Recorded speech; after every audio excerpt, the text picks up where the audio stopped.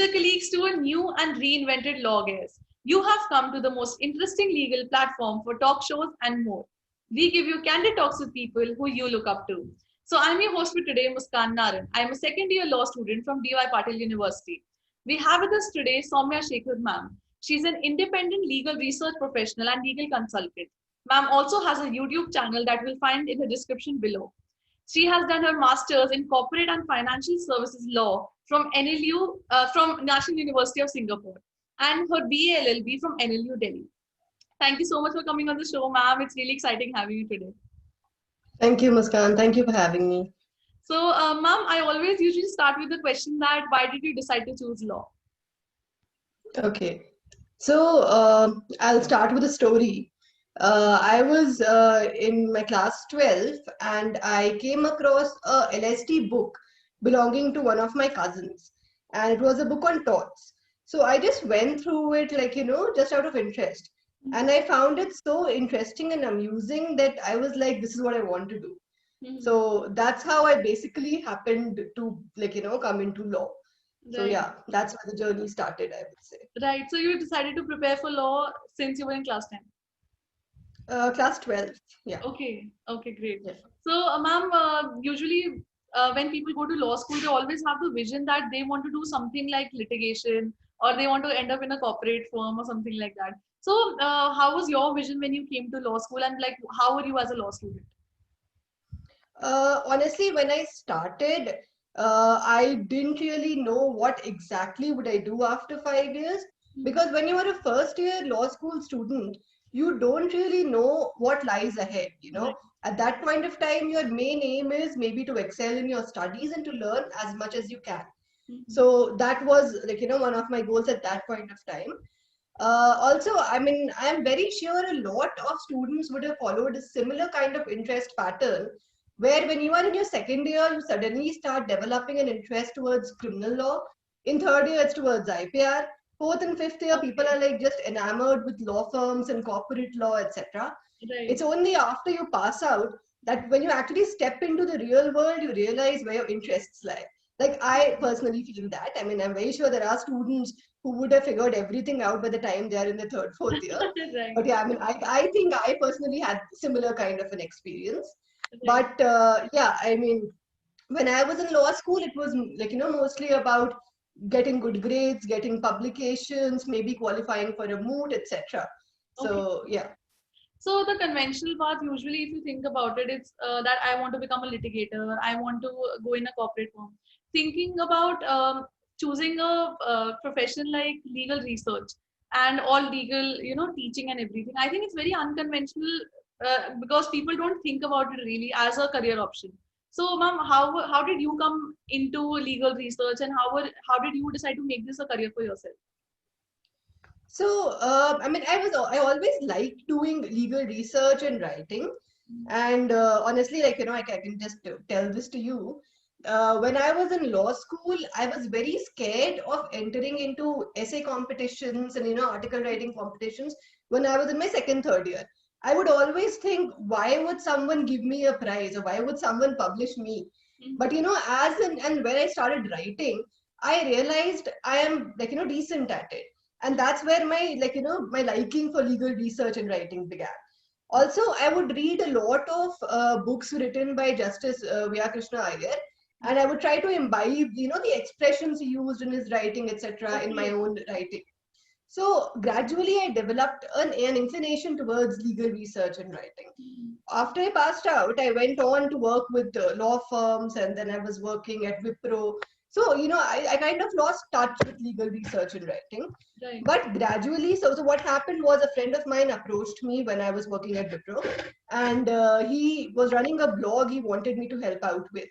So once I started writing again, I again, like, started liking that part of it. And I was like, maybe that's what's missing from my life. That's when I decided that I should, like, put an end to the corporate career, go ahead and make a living out of legal research and writing. Right. Honestly, I didn't really know it would turn out well. It did, touch wood, but yeah. So, ma'am, does a person have to start writing from day one that they enter law school, or like what is the process that a person has to follow when they want to come into writing? Because if you have not written anything, even an English essay in school, uh, coming into writing is really intimidating, seeing all the good stuff that is out there. I think one should start writing the early age. The early one begins. It's better. And even if you're not good at it, it's fine, because you're going to improve step by step.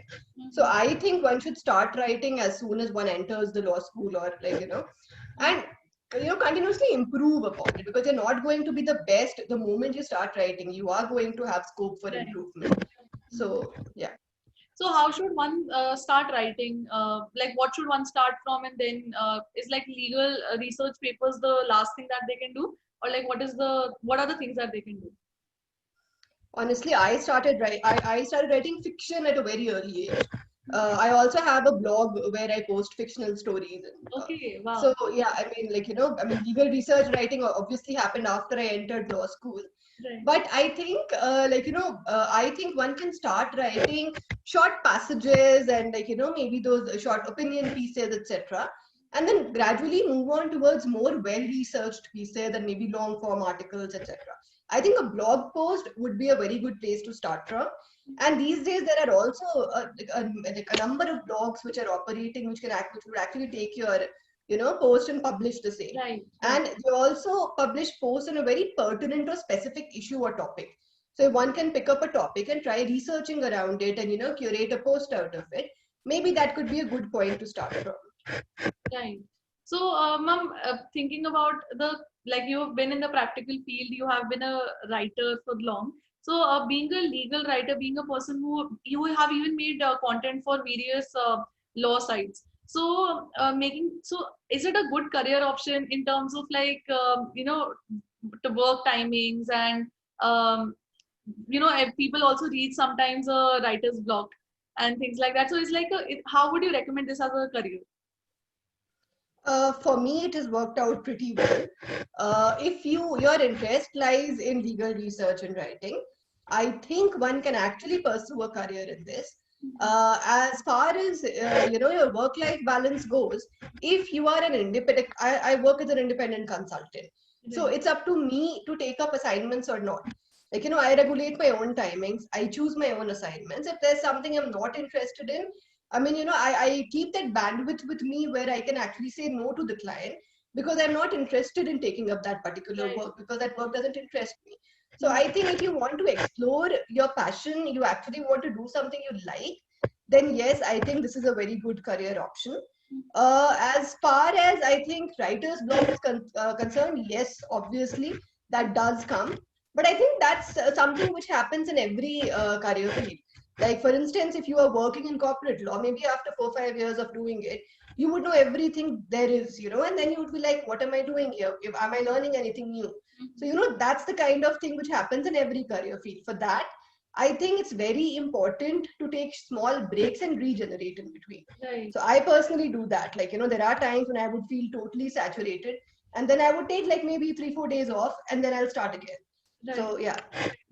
So, ma'am, even with legal journalism coming up, things like live law and bar and bench, you get law students can start writing stuff for them, and then you can actually go into legal journalism even without a degree, I think, in journalism. So, basically, writing, I think, has a lot of scope right now in terms of getting money, or going to places which are big shots and all. So, in terms of money and everything, is it a good option? I think it is. Like, at least for me, it has turned out to be pretty good, even in monetary terms. And I think, see, if you have the ability to craft words, if you can churn out different kinds of pieces, if you have the necessary networking skills, the skill to market yourself, then I think you can do pretty well in this field. So, legal research and writing consultancy, I would say, is not very different from maybe being an independent litigator, because at the end of the day you are selling your skills, right? So there you are selling your litigative skills, here you are selling your writing skills. So yeah, that's how it works. Right. So, would you compare it to other professions, like being a litigator, being in a firm or something like that? So, I think the work timings, of course, are a big advantage. But in terms of monetary situation, because I know people usually say that writing, because Jana writing has a lot of like you can't earn money there. People have this perception. So, as compared to other fields that a person can go into after doing law, do you think it's a good option for people? Honestly, I don't think one should start immediately after passing out. You should always take experience before you start out as an independent consultant, Mhm. because that really helps. Because if you have maybe at least 4 to 5 years of experience in your CV, you have something to show to the prospective client. Because a client may not be very comfortable giving work to a fresher, but they may be more comfortable giving work to someone who has more experience. Mhm. Also, bringing about a practical viewpoint in your legal writing is also very important, which I don't think someone with a lesser number of years of experience may be able to.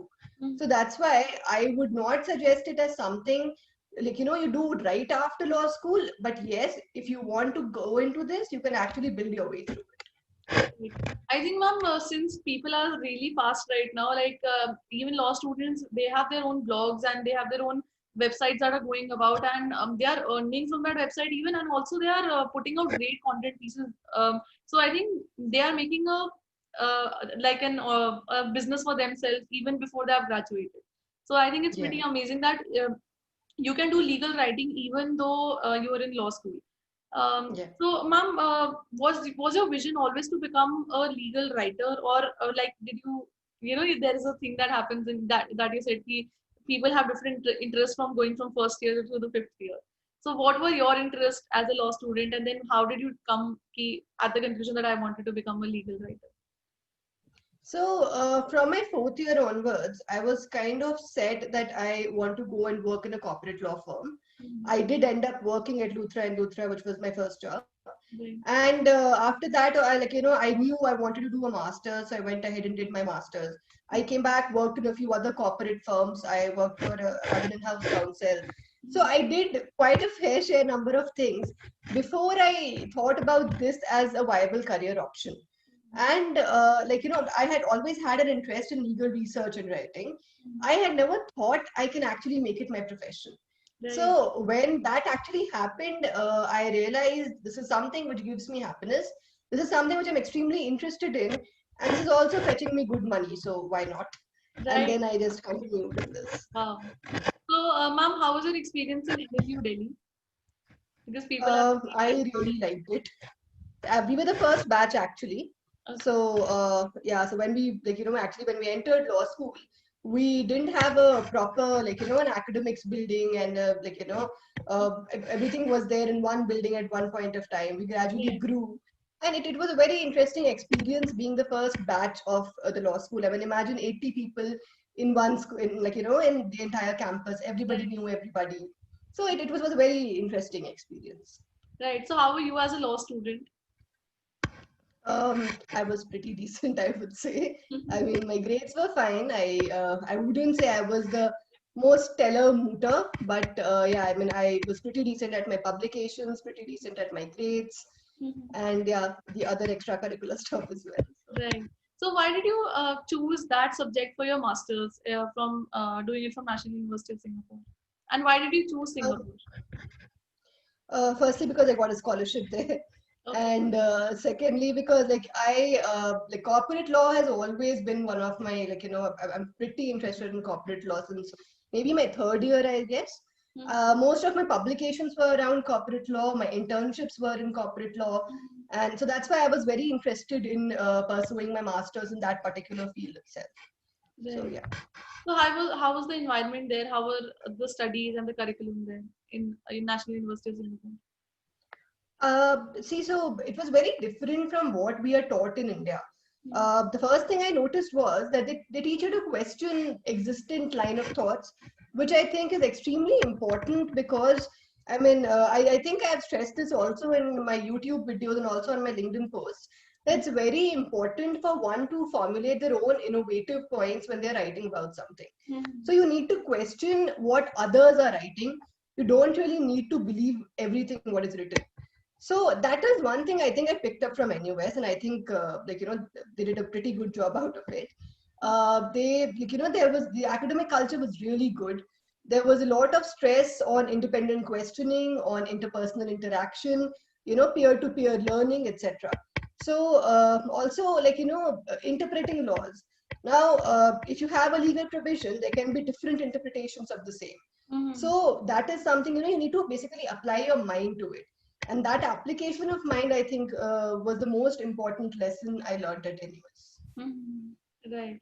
So, ma'am, is there any vision that a law student should carry when they are in law school and when they're studying for their future? I think one should firstly set about to figure out what they want to do. And I think that can only be done if in your first 2-3 years you actually get a flavor of at least 3 to 4 different kinds of legal areas. So when Right. you go about interning, don't stick to only one kind of internship in your initial years. I Mhm. would suggest go ahead, do a law firm internship, do a internship in a think tank, do it in maybe like a website like Live Law. So you basically explore what are the different things which are out there, and Mhm. then figure out where your interests lie, and then proceed to build up your CV and your other achievements centered around your interest areas. So I Mhm. guess that is one thing which law students should really try to do. Right. So, ma'am, being a writer, being somebody who's working independently, you would have to market yourself. So, what is your strategy of marketing yourself and putting yourself out there? I think I use LinkedIn pretty extensively. Firstly, like I have a pretty extensive network there. Apart from that, I try to build extremely good connections and relationships with my clients, because at the end of the day, the work you do carries your name around. So, Mhm. a lot of times it so happens that by word of mouth, my clients would refer me to other people, and then they would refer me to, some more people they know. And that's how, I get a lot of work through, word of mouth as well. Mhm. My YouTube channel is also something which I think has played an important role in people knowing what I do and how I do. Mhm. Apart from the fact that it's also something which I've always wanted to be a teacher, and it so happened that I really like doing what I do right now, and hence, despite I qualified net, but I never really went into that direction because I Right. really enjoy doing what I do. So I thought the YouTube channel could be a medium through which I can actually educate people, and Mhm. I wouldn't have to give up on what I do. Right. And it has also proved to be a good marketing medium as well, because a lot of people follow me there and they know me through my YouTube channel. Right. Exactly. So, ma'am, what is the strategy of using LinkedIn or any other social media platform to connect to people or to network, and what is your process of writing posts there? I think the process of writing posts is, if I feel strongly about something, I generally put that in words there. Mhm. Apart from that, if there's anything which is very relevant, in the current context, then Mhm. I would try to put that out there, because there would be a lot of people who would be interested. Right. Also, contract drafting is something I'm extremely interested in, and it's also something when I started off as an in-house counsel, Mhm. I was at a loss because I didn't really know what contract drafting is, because it's not taught in schools. Mhm. So that's why that is something I am pretty passionate about, and I want to teach it to other people, because I don't think the law students who are studying right now in universities would know a lot about it. Right. But as and when they graduate, they are going to find a lot of use for that. So that's why you would find a lot of my posts are also centered around contract drafting. Mhm. Yeah, that also helps people know what I do, and at the same time, it also has a lot of educational content too. Right. So, are there any ways that we can enhance our writing skills? Because you always start from A, but in order to get through it, you need somebody who's like there to tell you what you're doing right and wrong, and maybe some courses that even support. I personally think one should follow certain steps in order to come to a properly well researched piece. Mhm. And from something as trivial as maybe choosing a topic, Mhm. to preparing an outline of that topic, to researching, to questioning your line of arguments, etc., everything plays a very important role. What the common mistakes I actually notice when I'm going through people's articles is that it's extremely theoretical and it's extremely based on the existing newspaper reports, etc. Like, Okay. you know, I mean, instead of going to primary sources, people actually rely on secondary sources. So Mm-hmm. I think one should, like, you know, go to straight to the horse's mouth, read from there, and then put in their own interpretations rather than, like, you know, maybe going through 5 different articles and then putting whatever those 5 people said. Right. So yeah, I mean, it's a very conscious process, I would say. Mm-hmm. Also, be wary of big words. Like, I mean, I personally don't think using Right. fancy words equates to good writing. So Mhm. yeah. So, are there any courses that we can do to enhance our writing, or do we need some mentorship while we are writing and going ahead? Honestly, I think it depends from person to person. I mean, you know, there are a lot of times when someone would want their writing to be vetted and reviewed by someone. So, Mhm. like, you know, someone can actually look through it and tell them where they are, like, you know, missing out.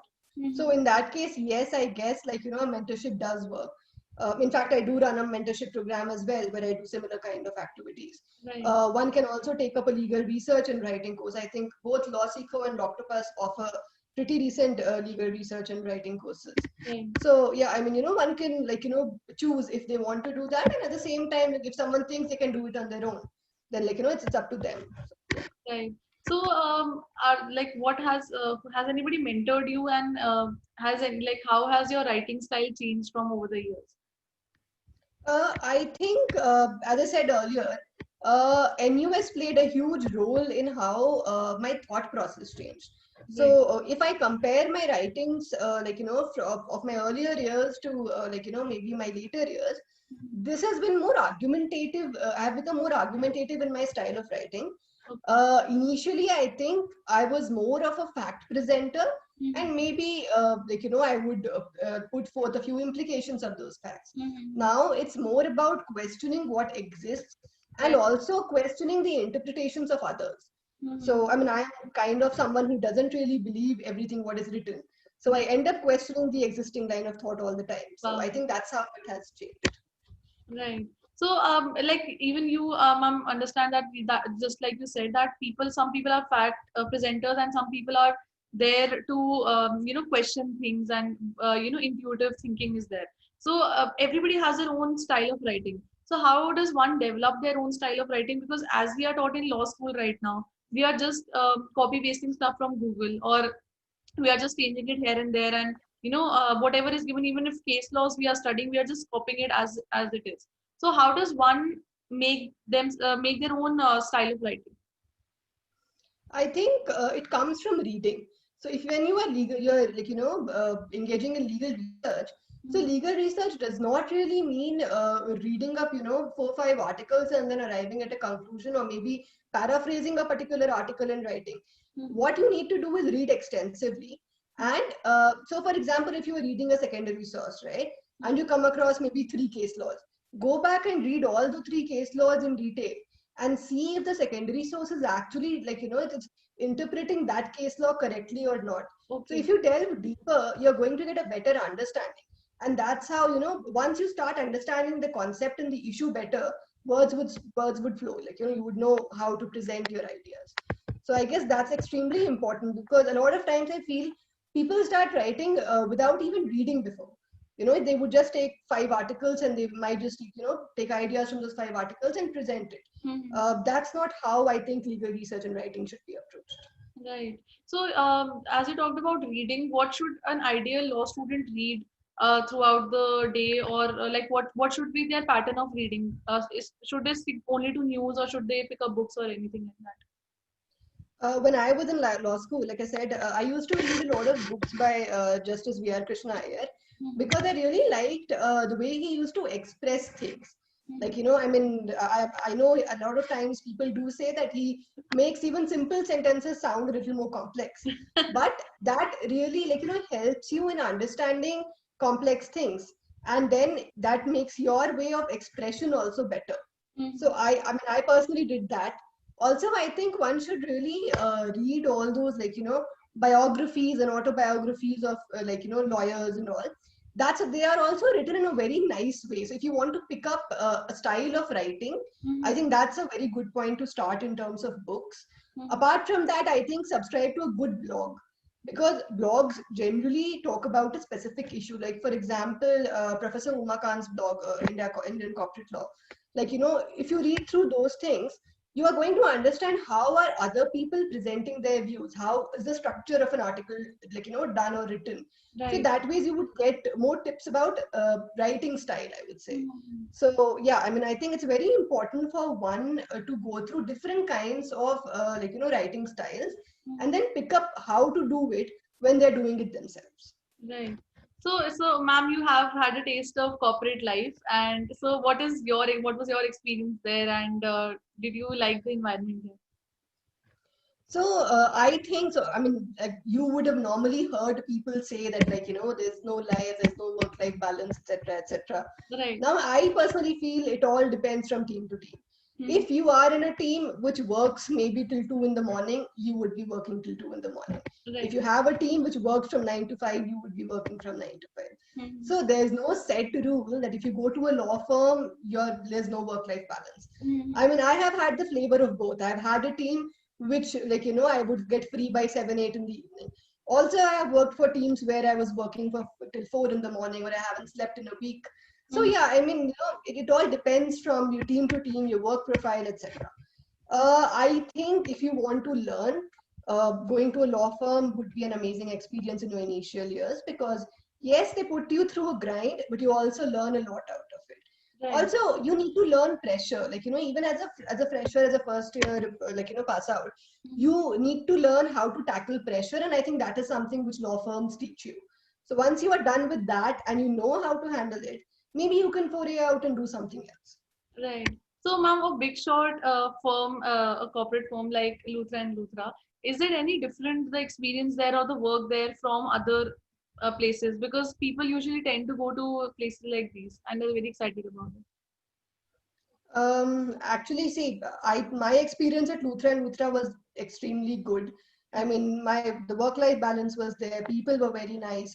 Like, everything was like, I personally really liked that place. So, yeah, I mean, I really don't think like, the kind of conception people have about tier one law firms that you won't have a work-life balance, that wouldn't be there. The kind of work you would do, I think, would also be like, amazing, because you'd be working on some big ticket matters, like, as opposed to a smaller firm. I haven't personally really worked for a boutique firm, but I think that, like, if you start your career from a boutique firm, that really helps in you developing in a particular niche area.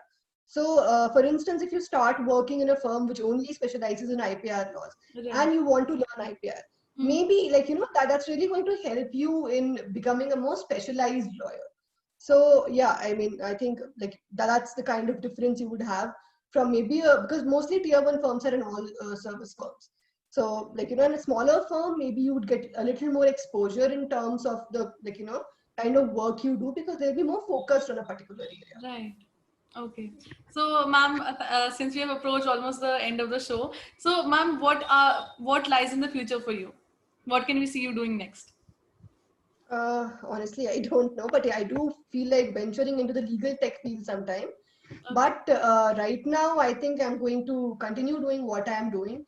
I also, like, want to diversify a little. I want to, like, increase the audience base on my YouTube channel, and I want to address a host more topics on my YouTube channel, because right now it's more constricted towards contract drafting and legal research. Right. I also run a blog which, I want to actually popularize a little more, but then that's more for students to write and publish. I mean, I don't do any writing there. I Right. invite, like, call for papers and then. So yeah, I mean, We'll that's put the link in the description below then for more people to go through it. sure. So thank you so much, ma'am, for coming on the show. It was so great to have you. You have left us with so much knowledge right now, and thank you so much for the time.